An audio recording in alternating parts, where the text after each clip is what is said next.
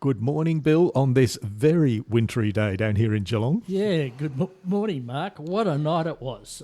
Actually, it's nearly spring, I think, isn't it? That's right, but it was a north wind, I think, and then I noticed this morning it's turned into a westerly. And in fact, I didn't go rowing this morning because I knew what the Barwon River would be like. You'd have been jet propelled. I gave it a miss, yes. So who's today's guest? Right, today we're delighted to talk to, I guess, a second-generation member of a very well-known food business in Australia, and a business that's won many awards and is an exemplar in the cheese industry. And most families, I would suggest, around Australia have a jar of this product in their fridge, which is Meredith Dairy. And so we're talking to Angus Cameron. Angus is the second generation or a second generation member. And his parents started the business back in the 1990s when the wool industry sort of fell flat in its face, and they decided that Angus, I guess it came out of your parents wondering, how can we bulletproof ourselves in the future other than with wool and cattle? Is that right? Yes. G'day, guys. It's good to be on here with you. Basically we started in 1991. Julie and Sandy, my parents, they just grew up on farms, always wanted to be farmers. And they tried to make money in the traditional farming sense with wool and cropping and lamb. And just in the 90s recession and just with globalization, really struggled. So then they sort of turned to add value to their farm produce. And sort of Meredith Dairy was born. We initially started milking our sheep. My father's a vet, so he did some sort of selective breeding and started getting some sheep milk turning into blue cheese. And then eventually we started milking goats. And that was really what triggered Meredith Dairy into this growth stage where all of a sudden our turnover is about 40 million per year. And we ship to all over the world. About 10% of our business is in US. And as you say, you can find us in every Coles and Woolworths in Australia. It's really quite phenomenal. Angus, you're still in Costco in the States? Yes. Yeah, that's where a lot of people find us in the States. That's right. Now, today I want to focus a little bit more on yourself and the next generation, and we're talking about farming families now. And the statistics, which are very well verified, show that only 3% of family businesses survive till the third generation. And these are verified worldwide facts, and they also apply in Australia. In fact, 12% probably make it to the end of the second generation. So now you're in that second generation, so that's part of why we want to have this discussion. But before we get there, Bill, Angus, with all our podcasts, we do a little bit of your journey. Yeah. So let's just have a little bit of a background on you. Where did you go to primary school?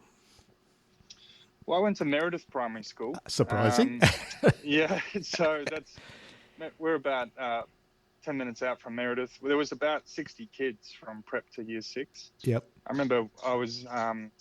my final year in year 4, we were there was 18 of us, and it was 4, 5, and 6, all taught by the same teacher. Yes. But then I moved to Ballarat. Well, I went on the country bus to Ballarat and finished my studies in Ballarat, and then I've come up to Melbourne. I wanted to get off the farm as soon as I could, to be honest. I was sort of you're not alone. Always a bit embarrassed by the farm, and I sort of thought Mum and Dad was a bit embarrassing. I just wanted to be a normal kid. But then as I've grown a bit older, I've thought, actually, you know what, it's pretty cool what they're doing. It's very cool. I've been involved. I'm 33 now. I've been involved with the business, all my life really, but properly for the last 10 years, largely in sales and marketing. Yep. So when you moved up to Melbourne, what did you do in Melbourne? I studied mechatronic engineering, which is like robotic engineering. Oh, wow. Okay. And then I've sort of pivoted across. So I sort of probably realized I was probably a little bit more interested in people than things. Yep. So I've moved across into project management, which really suits my work ethic. I'm not so much a grinder. I'm more of I'm quite a creative person, and I sort of work in spurts of enthusiasm. So pulling work into projects, something that's really helped me. But most of my training has been in business, and it is a lot of my personal development as an adult has come through being in part of the business, especially as the son of the boss, because you get treated in a unique way when your parents are the owners of the company. Yep. Did you work for anyone else before you got involved fully in Meredith Dairy? Yeah, that was important to me. Because growing up, I went from bottle feeding the kids to working a lot on the farm. I made cheese in the cheese factory after high school, and in uni I was the weekend cheese maker. Yep. But then I worked at Optus for a couple of years just as a sales associate, and I also worked at Grilled. It was funny. Okay. Yeah, we Grilled, the healthy burger chain. We have like this Christmas party every year, and I remember I was quite inebriated walking down the pier in Port Melbourne, and I was talking to some bloke from head office, and I was telling him about Meredith Dairy. I was like, really, you guys should be buying Meredith Dairy. It's Australian business. It's really family business. It aligns with you guys' values. We got to the end of the pier, and the guy shook my hand and said, look, I'm Simon Crowe. I own all the Grills in Australia, and we'll be in touch. And then while I was actually working at Grilled, they started buying Meredith, and it's been on the menu more or less ever since. Fantastic. Just going back another step, Mark, you remember we interviewed Gareth Kent. He came from Meredith, and he went to the Meredith Primary School, didn't he? And he went by horse too. Didn't he ride his horse? I think that's a bit of a tale, to be quite honest. Well, Angus could say he rode a goat to school, right? Yeah. That's right. So what's your role at within the family business now? Well, I'm the marketing manager for Meredith Dairy. We're quite a tight-knit sales and marketing team, and it's very fun, to be honest. We're quite innovative, and I've really fallen in love with marketing because it is a creative outlet, but it's also, a lot of people say poo-poo marketing, thinking it's a bit airy-fairy, but to be honest, it's very data-driven. It's very return on investment. It's very scientific in a way. You try things, you measure the results, you change, and you do it again. And it's this, and in my project sort of way of working, it's really satisfying. But then over time, I've realized that in marketing fast-moving consumer goods like goat's cheese in the supermarkets, supply chain is everything. If you can keep the product on the shelf, it means that your supply chain partners love working with you. And as you guys know, like so much of business is about relationships. And so if you can have good relationships with your supply chain partners, the return on that sort of activity is fantastic. And also, if they can't buy the product on the shelf, then one of the consumers will try your competitor. We've also found that about something around 80% of purchasing decisions are made inside the store. I mean, we all know, go into Bunnings and you go in for a box of screws and you end up walking out with a trolley full of stuff. That's just the way retail works. So I've dipped my toe into supply chain here at our warehouse in West Melbourne, Truganina. And one thing led to another, and I've become the supply chain manager as well. So now I'm the marketing manager and the supply chain manager. And so my week is sort of divided between supply chain on a Monday, Tuesday, Wednesday is very much marketing days. And now I've been going to the farm on Thursday, Fridays, where on a Thursday, it's more supply chain at the farm. And then on a Friday, I've recently just gone, look, I just want to spend time with Dad. And so now whatever he wants to do, I do on a Friday. So we fix fences, we talk, we plan. Not always about work, sometimes about our, it's tricky in a family business trying to keep the business out of your personal relationships with your family. So just talking about life, and it's really important to me to spend some quality time with both my parents and my sisters. That's really good. That's very good, because that's that sort of balance, isn't it? Otherwise, all you talk about is business, argue about business, but it's more than that. You've got to have that family time. That's very good, Angus. Yeah, but Angus, a while ago, of course, the kitchen table was the family office, wasn't it? I recall visiting your place a couple of occasions, and then you built a new office and admin area on the farm or next to the production area. So now I assume you're combining kitchen table talk, hopefully taking the business side of it over to the office. Look, that's right. I mean, there's still plenty of debates over the kitchen table. But yeah, that's right. We've got this beautiful office down the farm that actually overlooks Tommy's, which is a part of the original farm, and there's always sort of sheep grazing in the sun, and you're sitting there in the board meeting, looking out over the sheep. Definitely grounds you to the original vision of Julie and Sam just want to be farmers, and it's all about the farm. So as we're making decisions, the office has been fantastic for that balance.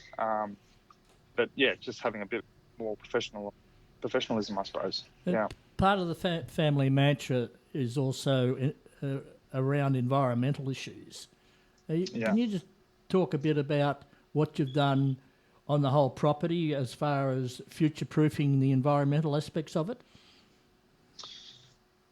Yeah, well, I will say, first of all, a lot of people don't understand about what goes into their food. Even just that statistic you're talking about with the younger generation not wanting to get into the family business. Like, honestly, it's hard to blame them. It's bloody hard work. And on the farm, we have our own animals. So we've got 15,000 goats, 3,500 sheep. And it would be so much easier if we were just a factory somewhere on the outskirts of Melbourne and we were just buying our milk from some sort of middleman, because we wouldn't have the connection to the animals, which means we wouldn't need to plan our milk supply. The Meredith dairy heavily subsidises the farms, but it's sort of lucky that in having this fresh milk source, it does dramatically increase the quality, we believe, and the sustainability of the operation, which is something that consumers are caring more and more about. So a lot of we're trying to create a bit of a closed loop system between the farms and the factory. All the goat sheds, we collect the rainwater, and that rainwater goes into the factory, and all the goat sheds have solar panels on them, and we have a wood fire boiler at the factory, so we're actually not buying any natural gas. So all of our hot water is heated up by vacuum tubes on the roof of the factory, and then it's heated up to boiling temperatures by a wood fire boiler where, old growth pine trees from around the farm fall down, we wood chip them up and run them through the boiler. So there's always these new initiatives forming all the time around the business, but the ethos is to create this sort of closed loop system where you've got sunlight, CO2 and water coming in, and you've got jars of goat's cheese going out the other end. I will say just about conservation side of things, Julie Cameron, my mum, she's really big on conservation. She's a bird watcher. She's really into Australian native flora and fauna, and we have parts of the farm that are protected by covenants now so that they can never be farmed.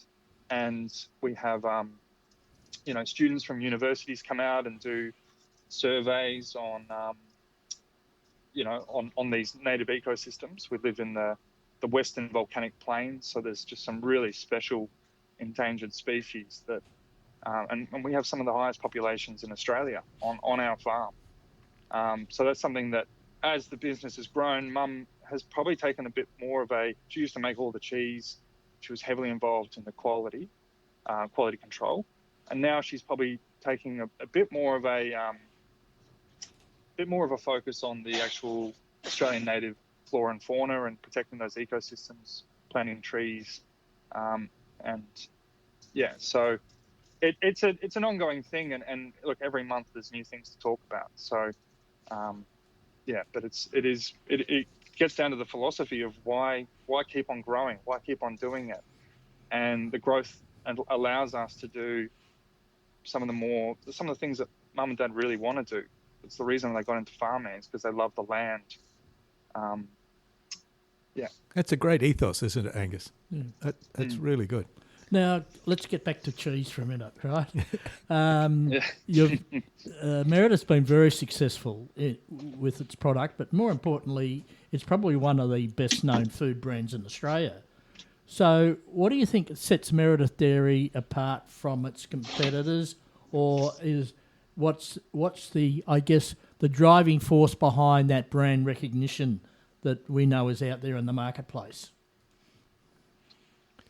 Well, I do think a lot of it's around that really fresh milk supply, and the year-round milk supply, meaning that like a lot of competitors pop up, but we just one by one drive them all into the sea. It's just this.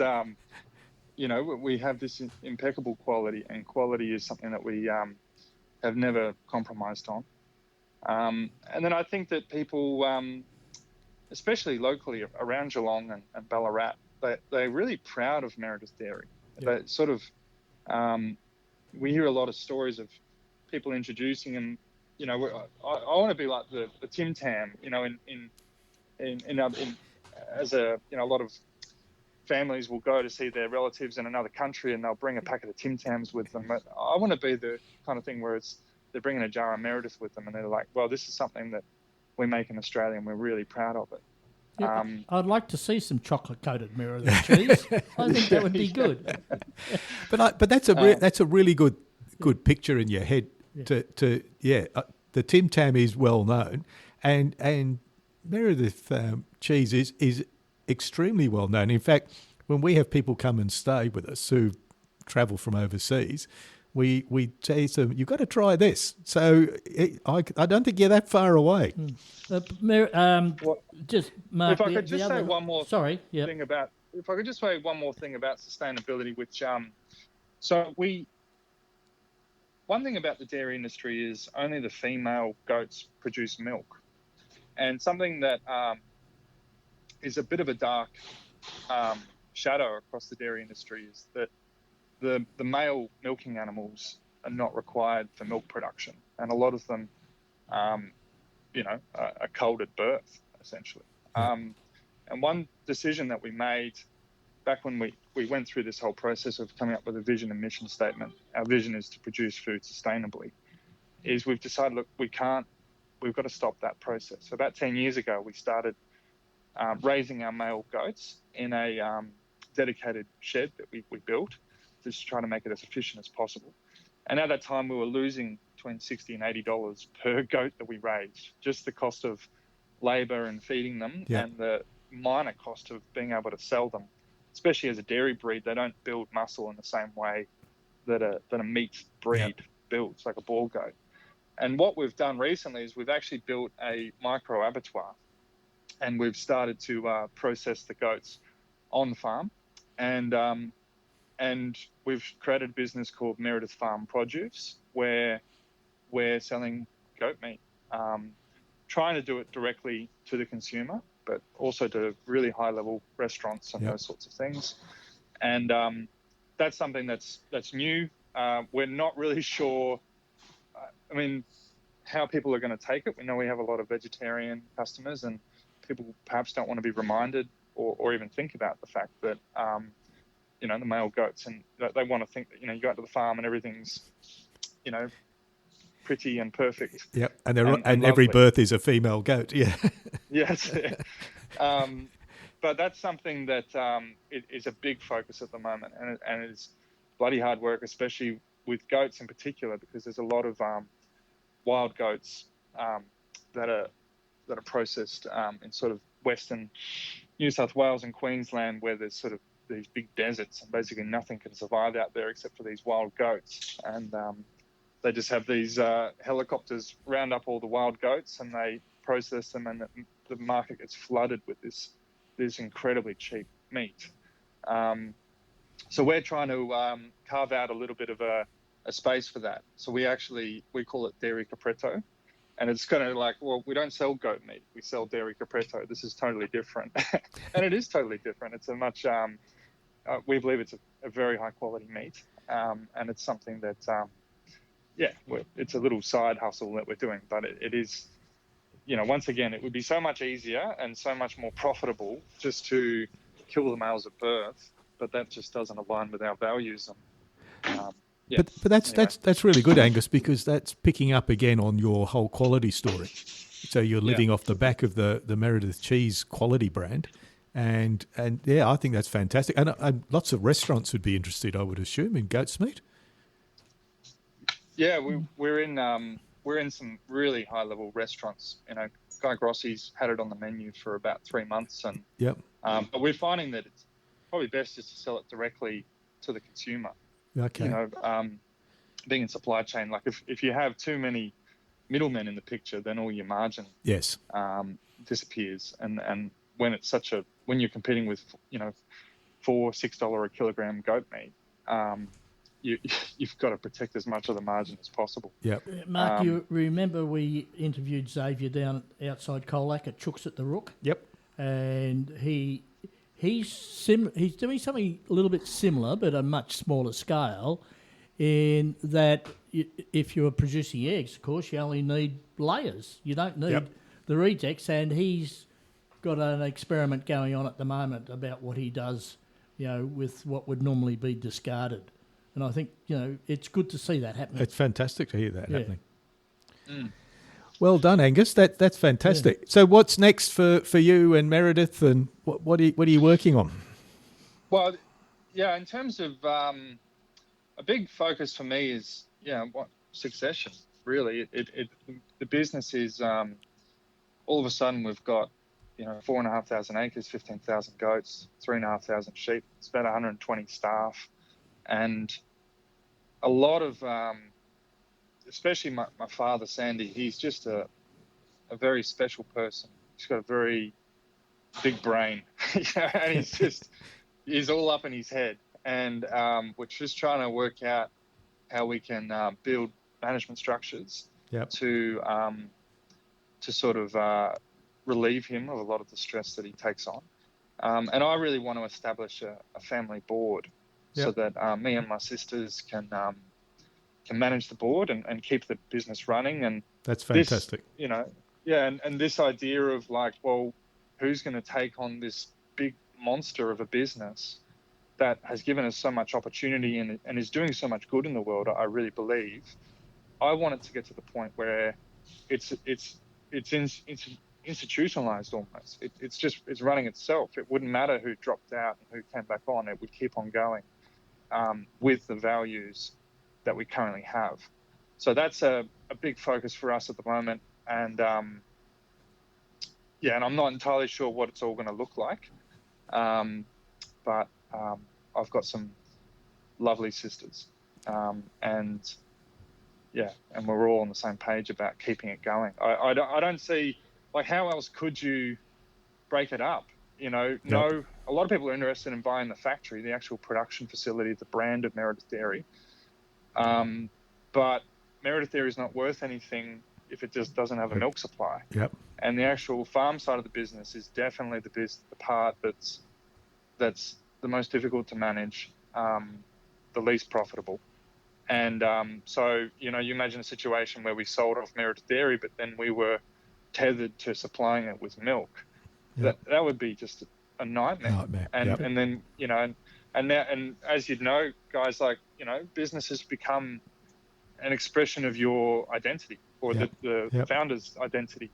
So, if we started seeing Meredith in the supermarket or ads on TV that doesn't align with our values, it would be quite distressing to us, I think. Yep. That's fantastic, Angus. That you're well ahead of a lot of families who think having a board or an advisory board or a proper family board is just something they wouldn't do, and having that structure just bodes you well for the future. That's really clever that you're thinking that way. Angus, the challenge I always say to families similar to yours is that the next generation, or any generation, you are the custodians for the next generation. Yep. And you've got, and that's what it's all about now. And the biggest issue I see facing a company like yours is that how do you bring in those corporate disciplines that as you get bigger and more sophisticated that you should have, but you've got to do it without killing the family culture and what you stand for. And I always say to people now, family companies that I've worked with, that if the decision came, for instance, that the next generation was never interested and you make a decision to sell the business, for God's sake, walk away completely. Because if you hang on in there and you've got corporate owners, you'll be bitterly disappointed, as you had just alluded to before. Yeah, it's immensely challenging. And this is why I think having a board where family members can sit in, majority ownership and having, I suppose the way I see it, and maybe I don't know too much about it all, but I imagine having business professionals, like long, elder statesmen almost come in on tenures where they consult for what we should be focusing on. But ultimately, the decisions are made by the family. And but I think we are quite we do have a lot of pretty professional management structures now. It gets more and more professional over time, but it's still it's still got that feel of a little country business. But when you start dealing with the likes of Costco and USA and that sort of thing, you've really got to sharpen up what you're doing. They're interesting. Then, competing and being able to supply Coles and Woolworths and that sort of thing. You can't just come in and, make it up as you go.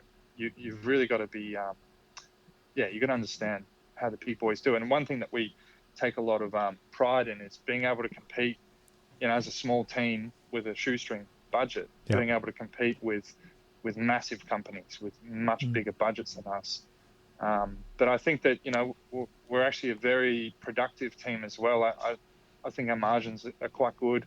Our margins allow us to do things like with meat goats and our sustainability stuff. And if we just erode away the margins and have this, corporate structure that sucks up a lot of margin, then we wouldn't be allowed. We wouldn't be able to do some of those. And at the end, Angus, you've got a quality product, and that quality product will be in demand. So that's fantastic. Angus, we're going to wind it up now because we could keep talking to you for another half hour. Oh, it's a brilliant story. But I don't think my phone batteries won't last, and our portable equipment runs off batteries as well.